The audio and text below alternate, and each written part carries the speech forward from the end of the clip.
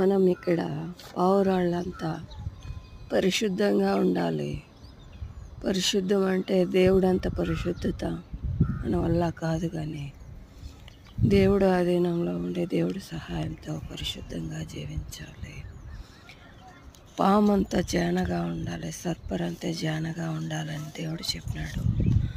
సర్పం మనం తెలివిగా అంటే అది మనుషుల సవ్వడి వస్తే పారిపోతుంది, లేక చంపడానికి వస్తే పైకి ఎత్తుతుంది.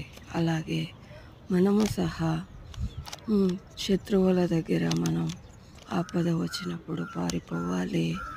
రెండవది ఏమంటే, మనకు ఆపద వచ్చినప్పుడు హాని చేయకూడదు, కానీ మనం పాము ఎలాగా బుసకొడుతుందో కరవకుండా అలాగే మనం బుసకొట్టే వాళ్ళంగా ఉండాలి. ఎందుకంటే మనము మనల్ని కాపాడుకోవాలి కాబట్టి.